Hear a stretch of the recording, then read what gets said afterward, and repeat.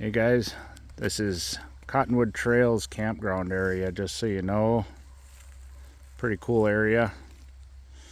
I'll show you some more of the stuff here in the campground here in just a minute. So here's more of the campground. They kind of got it set up where there's like sites on either side. Got some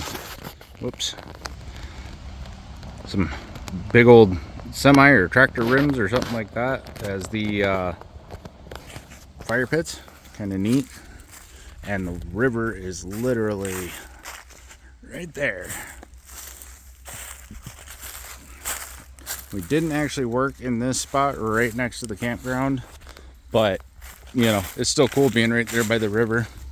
And you know, this is October, so not really any bugs, and it hasn't been that chilly. Our first night here was like 32, but you know, as long as you got all the right camp gear and everything, you're not going to be freezing your butt off. So definitely, if you come in October, be prepared for a few nights that might be close to freezing. He's got one of his little home-built dredges right over here that he's still working on, I believe. And then this is one thing I thought was pretty cool because I'm into it. But you can see he's got this bed of gravels here. And this is his Saruka station. So you come in here and you can see he's got the Sarukas in here. He's got like maybe a 10 mesh, and I don't know, that one looks like maybe a 50 mesh or something. But yeah, it's a cool little spot, you know. Definitely fun for getting all your gems and such out of the rocks.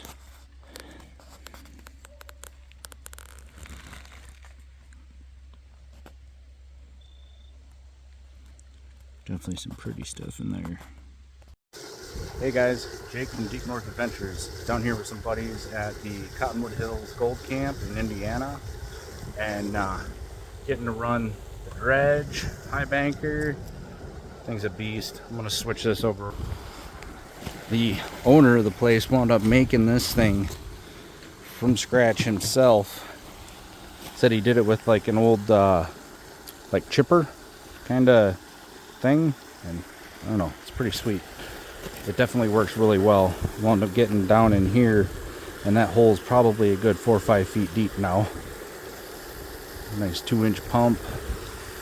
And then this is my Highbanker. This thing is running like a champ now. Wound up switching over to the Dredge mat from Dream Mat in here and getting a 3,700 gallon 12 volt pump. These things are working amazingly now. I cannot complain at all. Tons of gravels I'm going through, and a great big old hole here to dig out. I mean, I've been working at this for about 45 minutes, maybe an hour, and you can see how much I've worked out. Great gravels to work with. Definitely good gold. I figure I get another probably hour and a half in maybe before I really need to probably eat. Yeah. I mean, it's after 4 now. So. Yeah, it's 4:30 now. So, we figure we'll be getting done like pretty soon here. Yeah. I figured maybe another 10 shovelfuls, I'm going to call it. You know? Yeah. I'm good whenever, man. I prefer an earlier dinner myself, honestly. An earlier, like getting done earlier? Just an earlier dinner. I prefer to eat like not right before bed, right? Yeah. Yeah. Alright, you guys, we moved locations, so I'm out here at a far end of that same gravel bar we were on. We were down there originally, and actually you can still see maybe way down there, there's the other big dredge down there. But yeah, we wound up coming down here because found a nice gravel bar right here.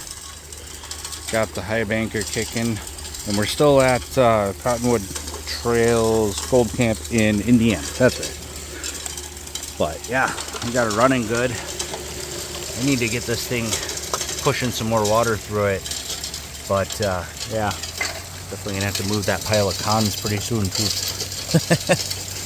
But yeah, in here, got a nice size pit going.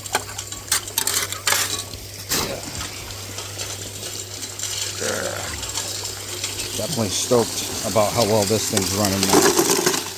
Put it in there, and boom, and it's through. Gotta love it.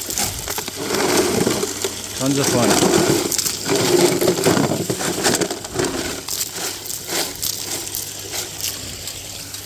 Alright, get back with you in a bit when I go to do a cleanup. Alright guys and gals, we ran this thing till the battery's just about dead out. Can't really get much more flow and it's not clearing right anymore. But we had a pretty nice clean out last time. This next one's gonna be tasty too, I imagine. But we'll be doing the final cleanup when we get back home, you know, 5 or so hours. And yeah, show you guys that when we get it back. Alright, so here is my comms left over from Indiana. You can see how full that bucket is and the size of it. This is about a 1 gallon, I think. I don't know if it even really says on there. Used to be there. Can't really see it anymore. But it's small. It's like a 1 gallon. But you can see there's about 2 inches or so of rough gravels left over in there from the 2 days of high banking and running a dredge for about, well, a dredge Highbanker for about 3 hours at Cottonwood Trails Gold Camp in Indiana.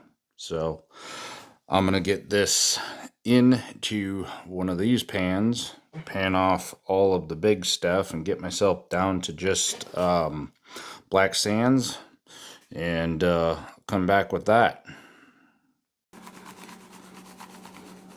Well, getting towards the end, there's mostly just black sands left in this. Well, bunch of chunky rocks on top, but you'll see here in just a second, it's mostly black sand down at the bottom. Let's see.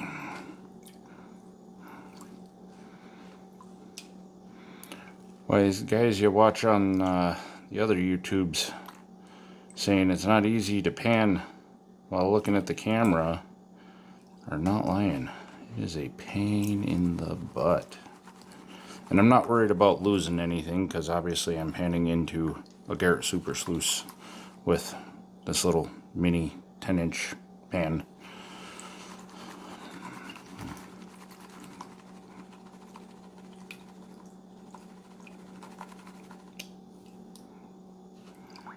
But yeah, I'm still trying to be kind of careful. Alright, get back with you guys here in a few minutes once I have the rest of the big stuff taken out and it's refined down a little bit. Might be a little speck of gold there floating on top. Maybe. We'll see. Alright, I've got pretty much all the rocks and stuff out. I wound up using my little 20 mesh right there to pull out the rest of the pebbles and gravels. Actually, I think, yeah, some of them are still in there. So yeah, I'm going to switch over to my little finalizing pan here and go about it that way because I prefer using that pan over any of my other pans for the final peel backs. Plus I feel like I can see better with the gold than I can the green, but I can see better with the green than I can the blue. Don't know why, just is because it is. You know, everybody's got their own wonderful little color blindness issues, and that's one of mine. Not that I can't see blue, but I definitely struggle with seeing gold in blue.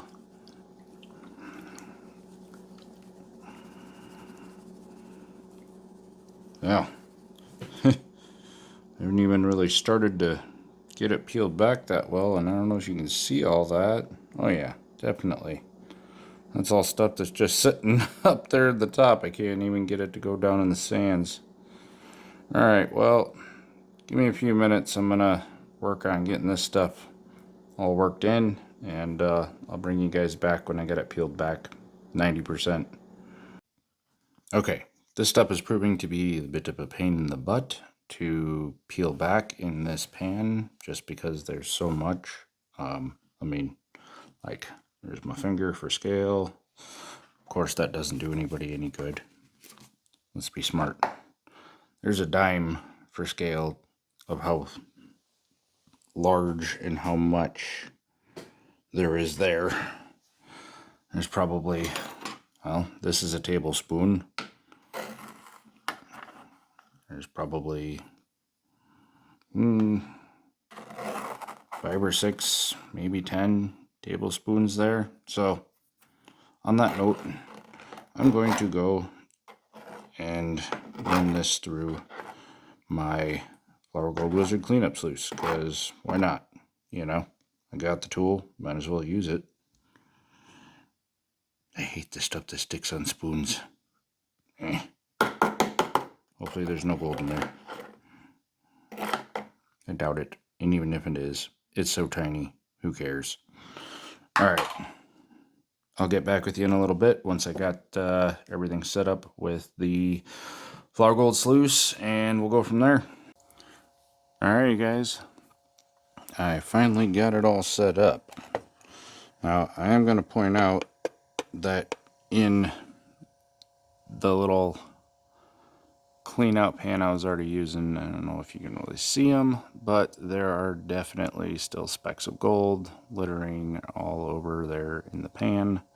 Those I'm not going to bother trying to scoop out and into the sluice, just because what's the point? I'm going to be putting all the stuff right back into the sluice anyways, or into the pan anyways, once I have it sluiced out with the cleanup sluice.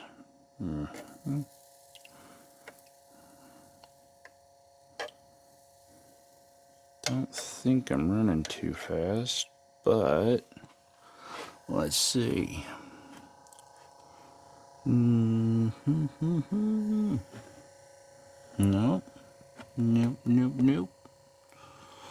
Looks pretty good to me. I'm not really even seeing any gold at all yet, which is not a surprise, but yeah. Who knows? All the gold might already be sitting at the very bottom of the pan.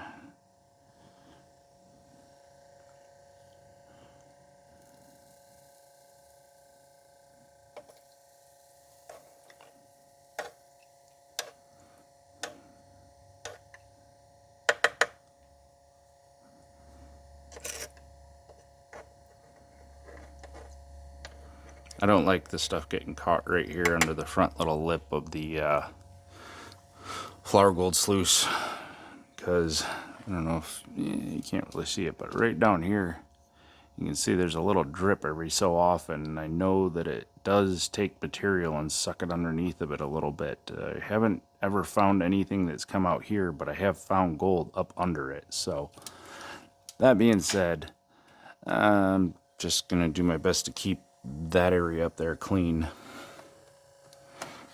It's part of the reason why I don't usually put it on the down ramp either, is because I don't really like the risk of having stuff getting stuck up in there.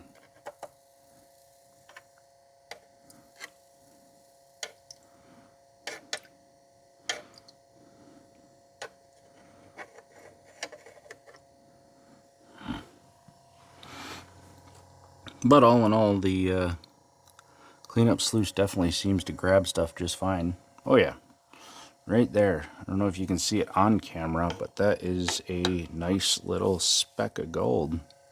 Looks like there's another decent one right up there. Let's see. Can I zoom in on it? Oh yeah, you can see that little bugger just fine. It's glowing like all heck. Can't really see the other ones in here very well. But yeah, there's a couple more. Like right in, there's one. And right there's one. Actually, there's like 3 or 4 right there. I'll try and get some better close-ups once I have all the stuff done. Don't mind all my rocks. I have a rock problem. Or at least it's only a problem if somebody else thinks it is, I guess. I sure as heck don't think it is. It's just all stuff that's works in progress. A lot of it's actually from up by my other house in the UP and other random areas that I've been to and traveled to and things like that. So yeah, plus some stuff from one of the videos that's going to be coming out probably not too long from now, but a bunch of quartz that I harvested from up there in the UP that I've been slowly working at trying to crush up to see what's in it. But that same stuff did have some really cool like crystal jobs going on. Can you see them at all?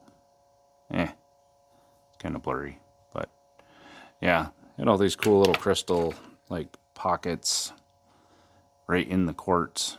When I chipped it off, it just kind of opened up all these little crystal faces. So I've been working on cleaning those up and shining them up and everything, and they're looking pretty awesome so far. So yeah, I don't know, maybe someday when I have a like a online shop having to do with this page, maybe I'll try selling some of that stuff on there or something. Because right now it's just stuff that's, you know, works in progress for fun, I suppose.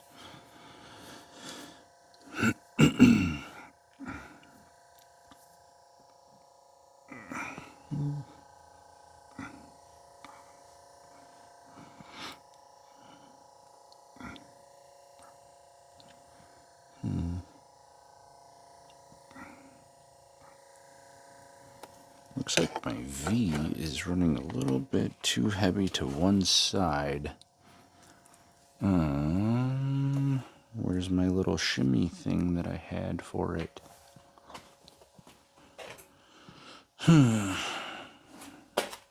Well, this is the problem when you use tools for shims and then you need the tool and then you remove it and it goes missing for its original, well, its secondary purpose, I guess is what I would call it.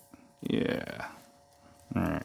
I do have a little shim here that I did cut. Let's see how that does. I think I had to go all the way in. Yeah, that's better. Now it's not all loading up over here and leaving that side open.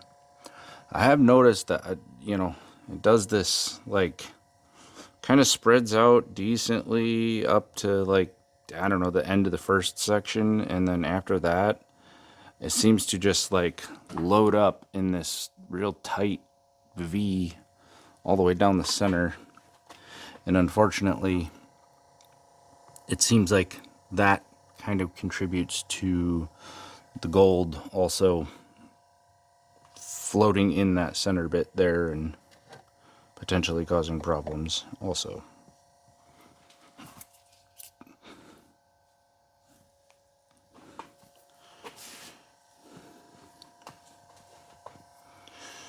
Alright. I do kind of want to turn it up, but at the same time, like, I'm worried about it pushing gold further down. I don't know. We'll see. Mosquito. Ridiculous that there's still mosquitoes running around. It's like the end of October.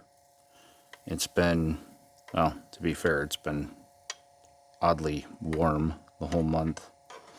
Like the beginning first week or two of the month, for those of you that don't live in Michigan, was like in the 80s, easily in the 80s.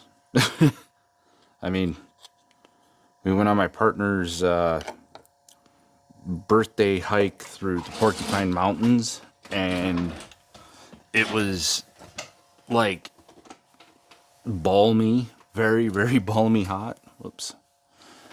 I mean, easily in the 80s when we were out hiking in the Porcupine Mountains in the UP in the first 3 days of October. It was just absurd. But, you know, what are you going to do? Gotta love climate change. And for anybody that doesn't believe it, I laugh. Because I have been in the arborist industry for like over 10, well, for coming up on 10 years now. And I mean, even before then, I had a lot of time in like construction and a lot of things that, you know, fields where they're very weather dependent. Like if the weather is crap, you don't work, or you have to change how you are working or whatever. And, you know, on top of that, just having my eyes open and actually seeing like how things have changed from, you know, the 80s, 90s when I was a little kid on through till now. It's like obvious that stuff just doesn't, you know, operate the same, or, you know, weather isn't the same as it was when I was a kid, as far as like the ability to expect, you know, okay, it's coming into October, it's going to be cold, it's going to be rainy, it's going to be wet. No, not so much. I mean, I think it was the second week of October, we like damn near had a 3-day monsoon season. It seemed like, just because it was so freaking warm and so much rain, and it was just ridiculous. I mean, it's adding credence to the concept that we are a temperate rainforest, like in our, you know, climate zone. But yeah, I don't know. It's whatever. Everybody's got their own opinion and own views, and good on you.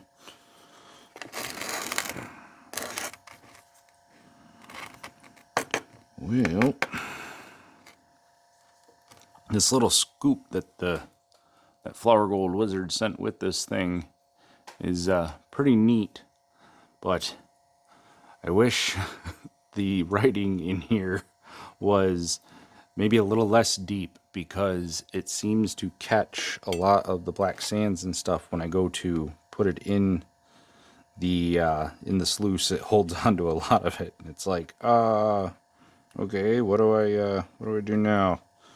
Like, just dab it in there and hope for the best, and it usually seems to work out. But I don't really like interrupting the flow of the water that much, just because, you know, the standard concept of don't interrupt the flow of your sluice. It can cause you to, you know, dislodge stuff from the different hydraulic flows and causing things to go running down that you don't want going running down. And yeah, but I don't know. It's a good little setup, good concept setup that he came up with.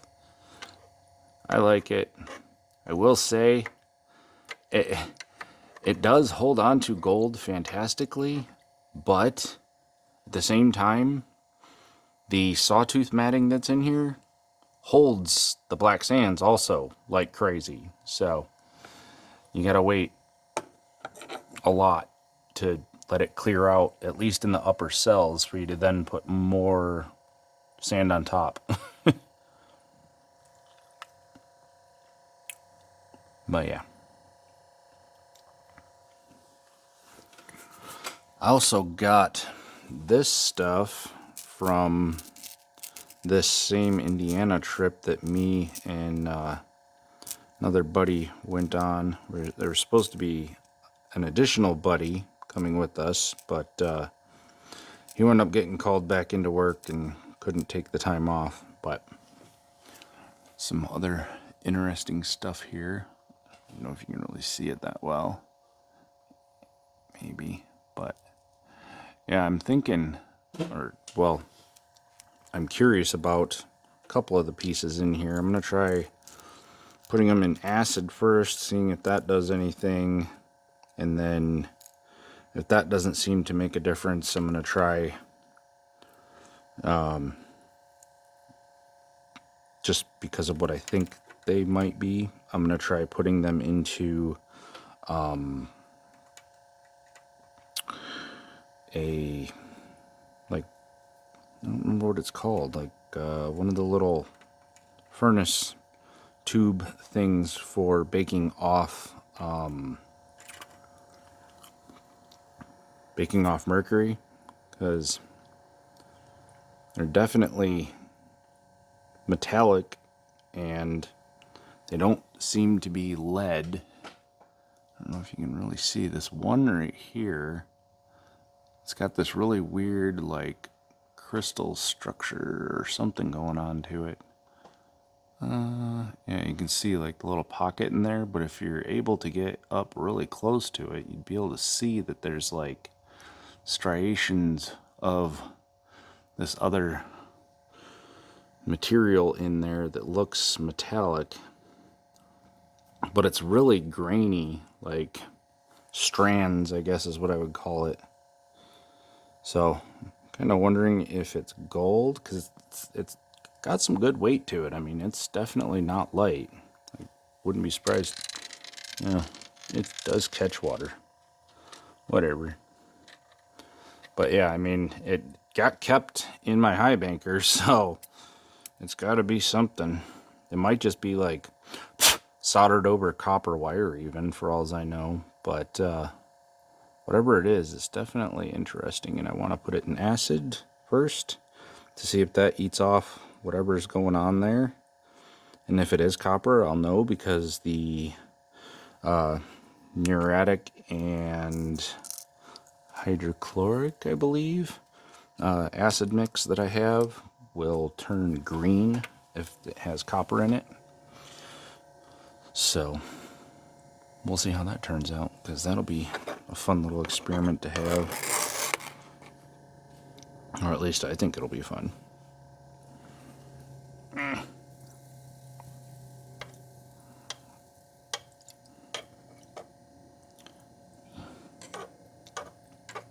do wish there was a better way of getting the sand in here. Like, I don't know, a little funnel maybe that I could like put the stuff in, and then when I kick the sluice on, the water running past it would like slowly feed and suck the black sands out. Because this little spoon here, I don't know if you've seen or not, but I've had a couple of droplets of like the black sand and whatever mix fall out and drop down into my bucket here. I mean, I know I'm not losing it. I can always just, clear out the bucket, reprocess it all, and then go from there. But why? Why would I have to do that? It's like doing things 3 times or 2 times, whatever. 2-3 times. Who knows? Especially if I drop it in there multiple times. But yeah, it's just one of those things. I guess I'll have to devise my own methods of making it work better. I did get this new Highbanker, and this weekend, or yeah, Thursday, Friday of last week, technically, was my first time really being able to run it like outside of Michigan and for like any extended amount of time. And the first time I ran it at Gert's place. You know, I don't know if you guys know about it or not. It's like a Michigan gold camp kind of place, and being that it's like a private property and all that, you can run the Highbankers and stuff like that there. He does say no dredges, but that's just his personal request, I suppose. But yeah, you are legally allowed to run a Highbanker on private property if you have the permission. So yeah, we run it there, and at that point in time when I had first gotten it, I only had low V matting that I was able to put in it, and it actually did surprisingly well. I definitely cannot complain about even how well it caught gold with just the low V mat and shoveling into it like a bat out of heck. But it was definitely, I believe, losing a fair bit. I definitely believe that it had a fair loss rate to it, but I don't know. It still caught a good little pile of gold, which is actually up on the Gold Prospectors of Michigan Facebook page, I believe. You can see it on there. But yeah, it was a good little runner. But I actually wound up going and getting a dredge mat for the thing now. It's only 10 by 36. Yeah, 10 by 36. So I got a 10 by 36 dredge mat, and I'm learning that I probably should have done the first, 6 to 8 inches, 10 inches, whatever of it. I should have done with like Jarvine riffle or something else in the beginning that would slow down the flow a little bit right there, but not disrupt the overall flow, because it definitely started to, like, after running it for even a short bit, I noticed that it was definitely losing from the first row of cells in the dredge mat, and I'm figuring that was probably just because it, had the water rushing down and dropping right onto it, so it's pushing everything out of the cells. So if I had Jarvine riffle or something like that there, it would have wound up causing it to actually hold on to more, I would imagine. But I don't really know for a fact. It's all going to be, test, retest, see what works the best, all that good stuff.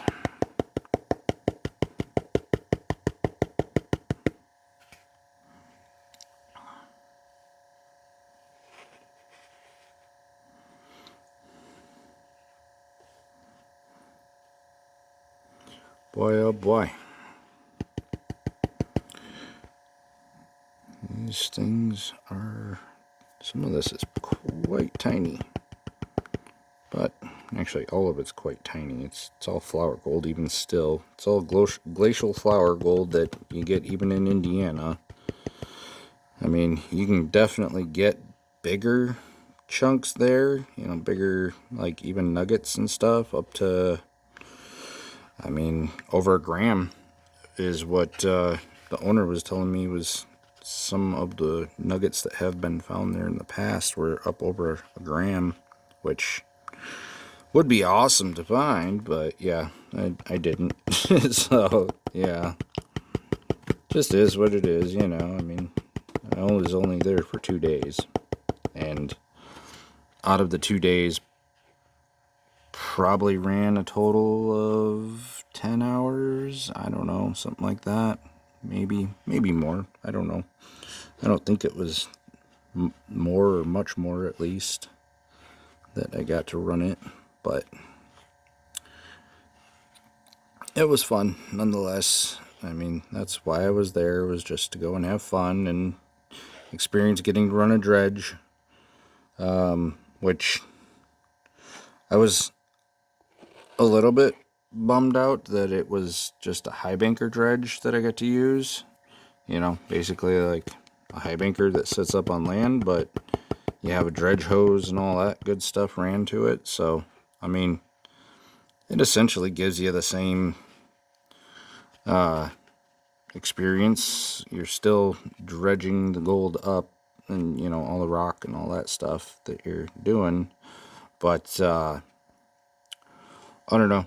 I was hoping that it was going to be like a floating dredge, and it wasn't, but I didn't realize that the only floating dredge that was there at Cottonwood Trails is the owner's, and most of the time, most people don't get to use it, from what I understand, or nobody does. I don't know. I don't really know the details of it. I tried talking a little bit about it, but, you know, we were busy with other ventures, trying to find gold. So it wasn't really top of my priority list to worry about. And it wound up being easier to just run the Highbanker anyways. Most of the gravels and everything that we were digging into, where we were digging into them, were not, you know, super packed in together or anything like that. It was, you know, it was mostly gravel bar that we were working when we were there. Myself and my newer buddy Jake.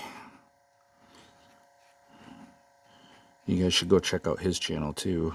It's My Michigan Adventures. It's like MYMI Adventures. And he's an awesome dude and does some great stuff, has some great content.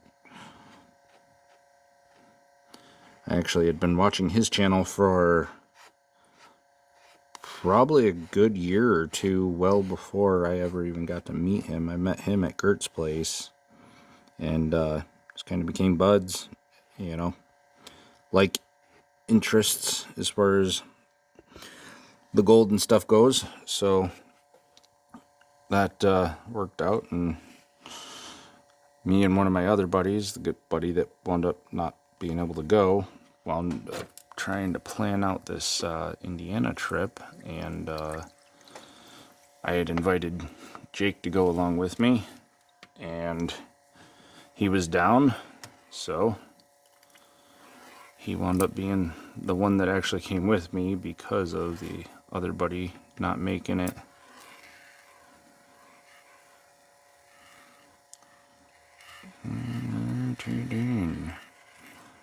Well, hopefully that caught all the stuff that I squirted into there.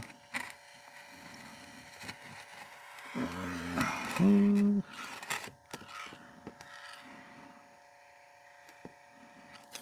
feel like this just does not have enough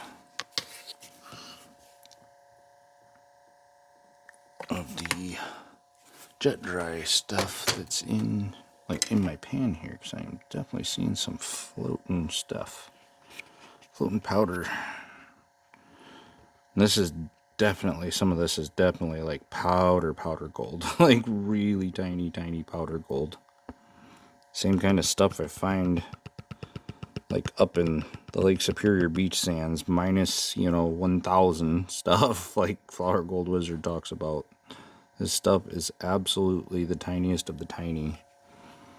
I don't know if you can see it very well in there.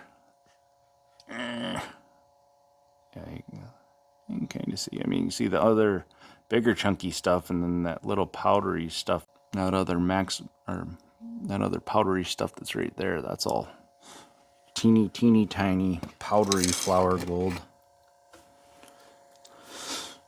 But now that I've got all the black sands in here ran, I'm going to kick this thing up just a touch and let it clear out for a while.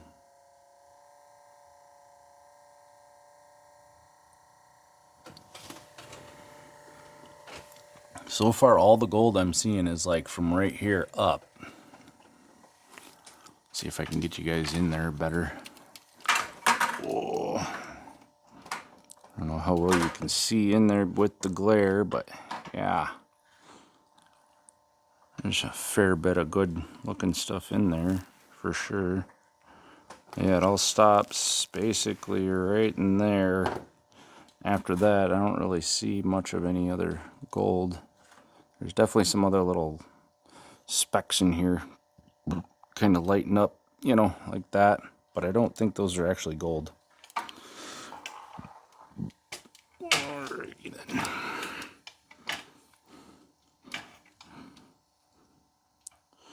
Alright, I'll get back with you guys once I'm finalizing this and got it back in the pan and we're doing the final pullback. Well, there you go, you guys. There's the final cleanup. There's a dime for reference. Oh.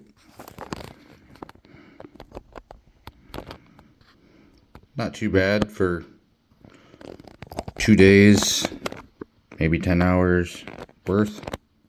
Some of them chunks in there are pretty good size too.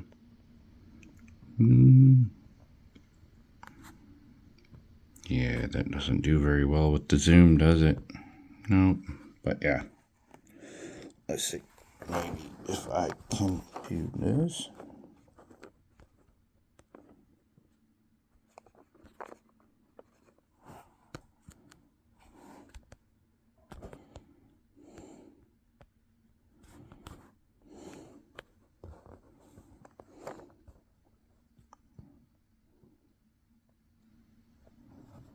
There we go. Yeah, there's a few bigger chunks in there. Nice. I don't know. I'm happy with it. Pretty cool.